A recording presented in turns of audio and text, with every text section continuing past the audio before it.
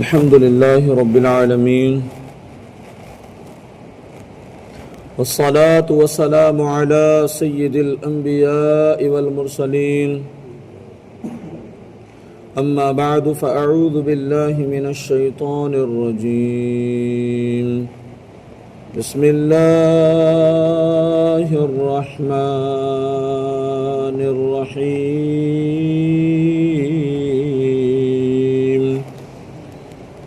إن الذين كفروا سواء عليهم أأنذرتهم أم لم تنذرهم لا يؤمنون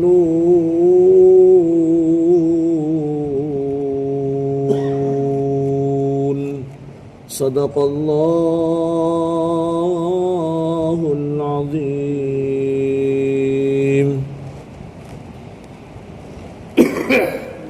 آئیے جس طریقے سے میں درود و سلام کے صیغے پڑھاؤں آپ بھی ان درود و سلام کے صیغوں کو دہرائیں۔ الصلاۃ والسلام علیک یا رسول اللہ وعلی آلک واصحابک یا حبیب اللہ۔ الصلاۃ والسلام علیک یا نبی اللہ وعلی آلک واصحابک یا نور اللہ۔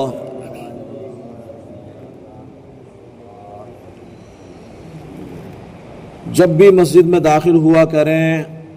یاد کر کے اعتکاف کی نیت کر لیا کریں۔ اس کا فائدہ یہ ہوگا جب تک ہم مسجد میں رہیں گے اعتکاف کی نیت کا ثواب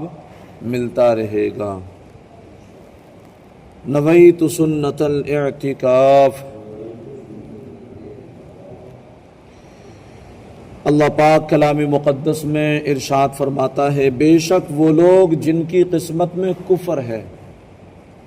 ان کے لیے برابر ہے کہ آپ انہیں ڈرائیں یا نہ ڈرائیں، یہ ایمان لانے والے نہیں۔ کیونکہ ایک اصول بیان کیا جاتا ہے کہ ٹھنڈک کی پہچان گرمی سے ہوتی ہے، دن کی پہچان رات سے ہوتی ہے، اچھائی کی پہچان برائی سے ہوتی ہے۔ اسی لیے اہل ایمان کے بعد اب تک ایمان والوں کا تذکرہ ہو رہا تھا، متقین کا تذکرہ ہو رہا تھا، نیک لوگوں کا تذکرہ ہو رہا تھا۔ اہل ایمان کے بعد کافروں اور منافقوں کے افعال اور ان کے انجام کا بھی یہاں ذکر کیا گیا ہے تاکہ ان کی پہچان بھی واضح ہو جائے، آدمی کے سامنے تمام راہیں نمایاں ہو جائیں۔ اس آیت کا خلاصہ یہ ہے کہ اے پیارے حبیب صلی اللہ علیہ وآلہ وسلم، وہ لوگ جن کی قسمت میں کفر ہے جیسے ابو جہل، ابو لہب، ابی بن خلف، تو جن کی قسمت میں کفر ہے ان کے لیے برابر ہے کہ آپ انہیں اللہ کے احکامات کی مخالفت کرنے کے عذاب سے ڈرائیں یا نہ ڈرائیں، یہ کسی صورت ایمان نہیں لائیں گے، کیونکہ ان کے بارے میں اللہ پاک کو پہلے ہی سے معلوم ہے کہ یہ ایمان سے محروم ہیں۔ اچھا، یہاں دو باتیں معلوم ہوئی، دو باتیں ذہن نشین رکھیں کہ ضروریات دین میں سے کسی چیز کا انکار یا تحقیر یا استہزاء کرنا یہ کفر ہے، اور ضروریات دین اسلام کی وہ احکام ہیں جن کو ہر خاص و عام جانتے ہو، جیسے اللہ کی وحدانیت، انبیاء کرام علیہ الصلاۃ والسلام کی نبوت، نماز، روزے، حج، زکوٰۃ، جنت و دوزخ،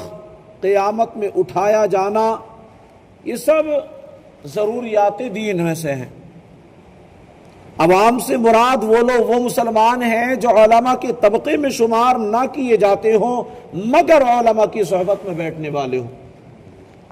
مگر علماء کرام کی مجلسوں میں بیٹھنے والے ہوں، ان سے نصیحتیں حاصل کرنے والے ہوں، اور علمی مسائل کا ذوق بھی رکھتے ہوں، جیسے ہم الحمدللہ اللہ پاک ہمیں توفیق دے رہا ہے، ہم یہاں بیٹھتے ہیں سیکھتے ہیں۔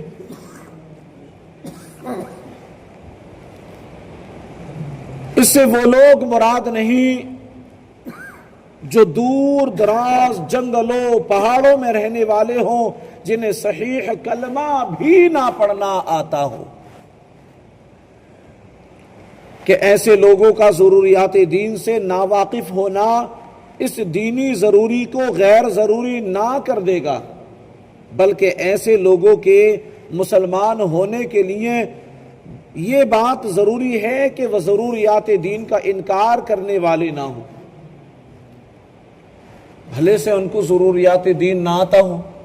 لیکن اس کا انکار کرنے والے وہ نہ ہوں، اور یہ عقیدہ رکھتے ہو کہ اسلام میں جو کچھ ہے وہ حق ہے اور ان سب پر اجمالاً ایمان لائے ہیں، وہ سب ان پر اجمالاً ایمان لاتے ہوں۔ اچھا، دوسرا اصول یہاں بیان کیا گیا کہ ایمان سے محروم کفار کے بارے میں معلوم ہونے کے باوجود انہیں تبلیغ کرنے کا حکم اس لیے دیا گیا تاکہ ان پر حجت قائم ہو جائے، حجت تمام ہو جائے، اور قیامت کے دن ان کے لیے کوئی عذر باقی نہ رہے، وہ کوئی عذر پیش نہ کر سکیں۔ اللہ، تو نے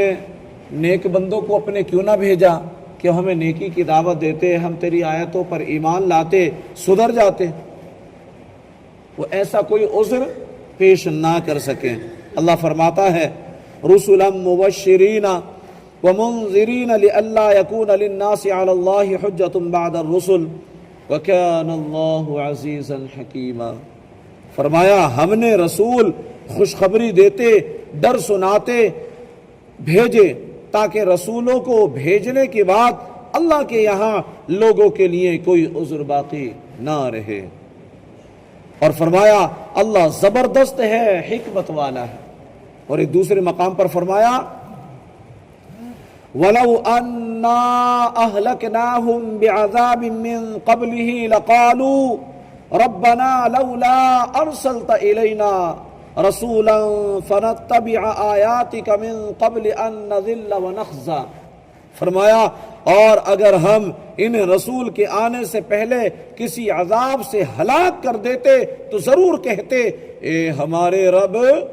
تو نے ہماری طرف کوئی رسول کیوں نہ بھیجا کہ ہم ذلت و رسوائی والے کاموں سے بچ جاتے، ذلیل و رسوا ہونے سے پہلے تیری آیتوں کی پیروی کر لیتے۔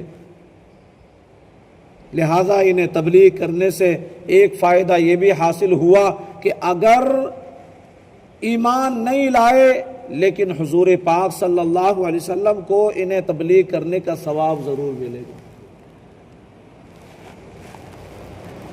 اور یہ بات ہر مبلغ کو پیش نظر رکھنی چاہیے، ہر تبلیغ کرنے والے کو، ہر نیکی کی دعوت دینے والے کو یہ بات پیش نظر رکھنی چاہیے کہ اس کا کام تبلیغ کرنا، رضا الہی پانا ہے، لوگوں کو سیدھی راہ پر لا کر چھوڑنا نہیں ہے۔ لہذا مبلغ نیکی کی دعوت دیتا رہے، نتائج اللہ کے حوالے کر دے، اور لوگوں کے نیکی کی دعوت قبول نہ کرنے سے مایوس ہونے کی بجائے اس ثواب پر نظر رکھے جو نیکی کی دعوت دینے کی صورت میں اسے آخرت میں ملنے والا ہے، کہ جو نیکی کی دعوت دنیا میں دیتے ہیں ان کے لیے بہت بڑا ثواب ہے۔ ایک مرتبہ حضرت موسیٰ کلیم اللہ علی نبینا وعلیہ الصلوۃ والسلام نے رب کائنات کی بارگاہ میں عرض کی، مولا جو بندے نیکی کی دعوت دیتے ہیں ان کے لیے تیرے پاس اجر کیا ہے، کیا اجر دے گا تو نے؟ اللہ پاک نے فرمایا کہ جو بندے میرے نیکی کی دعوت دیتے ہیں میں ان کے ہر لفظ کے بدلے 60 سال کی عبادت کا ثواب عطا فرماتا ہوں۔ کیا یہ کم ہے؟ اگر ہم اپنے گھر میں سب کو نماز کی